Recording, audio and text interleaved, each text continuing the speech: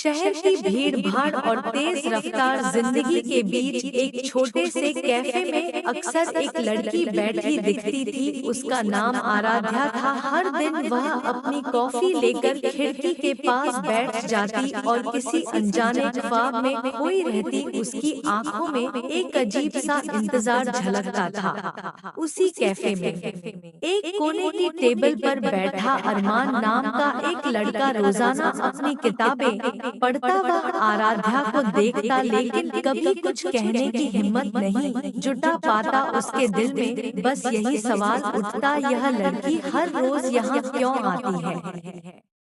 एक दिन बारिश हो रही थी। कैफे में आराध्या अपनी कॉफी के साथ बैठी थी और अरमान ने सोचा आज नहीं तो कभी नहीं वह उसके पास गया और धीरे से बोला, क्या मैं यहाँ बैठ सकता हूँ।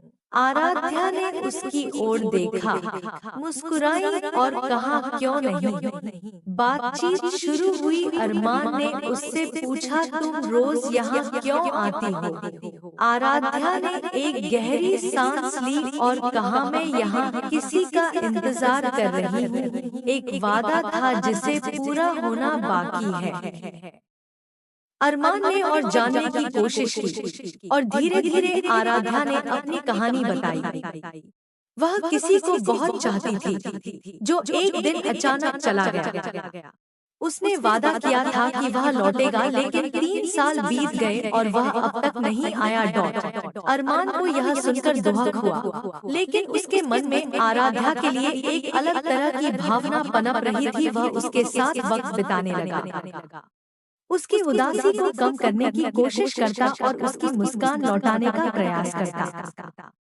महीने बीते और आराध्या ने महसूस किया कि अरमान ने उसकी जिंदगी में वो खालीपन भर दिया था। वह अब भी इंतजार कर रही थी, लेकिन अब वह अकेली नहीं थी। फिर एक दिन आराध्या ने अरमान से कहा, तुमने मेरी जिंदगी में जो खुशियाँ लौटाई हैं उसके लिए मैं तुम्हारी शुक्रगुजार हूँ, लेकिन शायद मुझे आगे बढ़ना चाहिए। अरमान ने मुस्कुराते हुए जवाब दिया, मैं तो बस चाहता हूँ कि तुम खुश रहो, चाहे वह मेरे साथ हो या किसी और के साथ। और उसी पल आराध्या ने महसूस किया कि शायद जिसे वह इतने दिनों से ढूंढ रही थी वह उसके सामने ही था।